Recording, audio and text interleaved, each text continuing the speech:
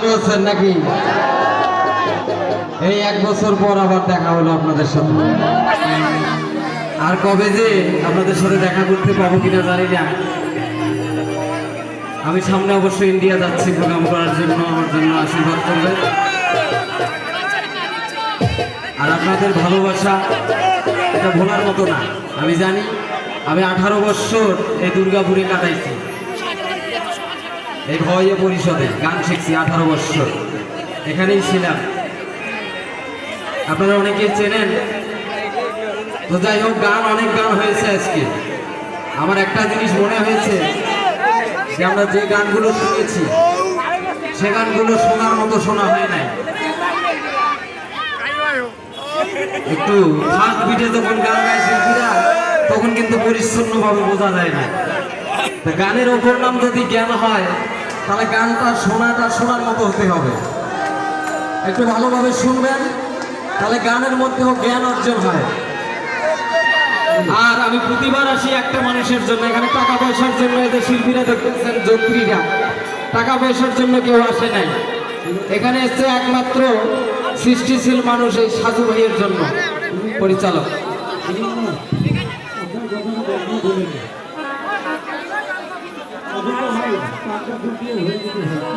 আচ্ছা আচ্ছা, ঠিক আছে, হোক, পাঙ্কাও হবে তার সাথে না।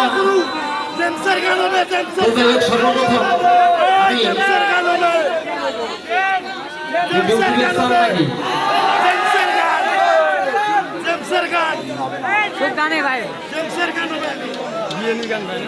একটা আমি সাইজির বাণী গাই, তারপরে ডুবে ডুবে চলে যাই।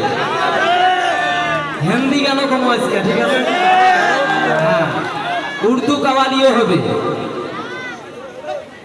ও বাংলা নববর্ষ হিন্দি কোয়া যাবার নাই, স্যার কইছে, এই জন্য বাংলায় কোয়া নেবে। আসলে আমরা মানুষ, 18,000 মাতৃকাদের মধ্যে মানুষ সর্বশ্রেষ্ঠ জীব। অনেক মায়েরা আছেন, অনেক দাদা আছেন, অনেক বড় ভাই আছেন, বাবারা আছেন।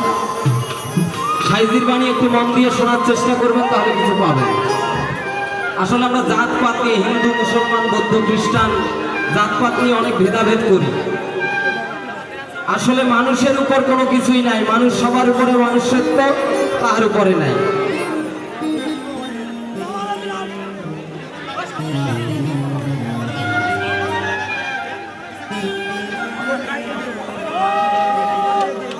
ওরে লালন কয় জাতের কিরু,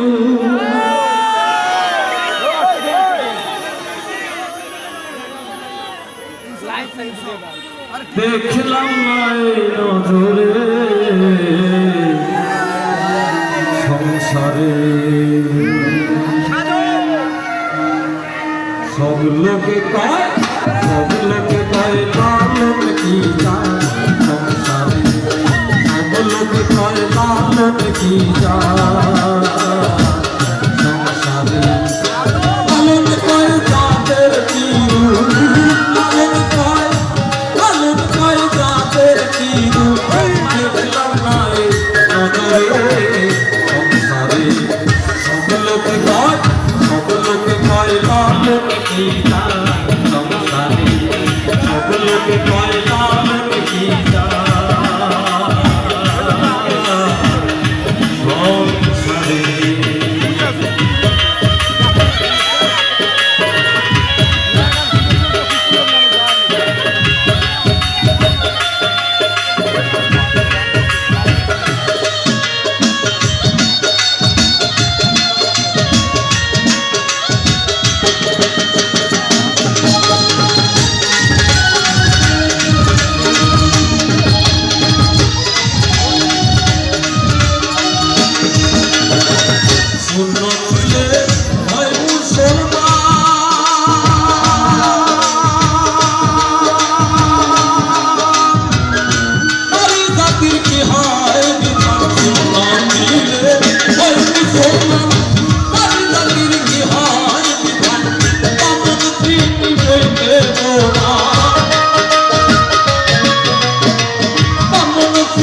হইতে তোমার আমি চিনি কিসের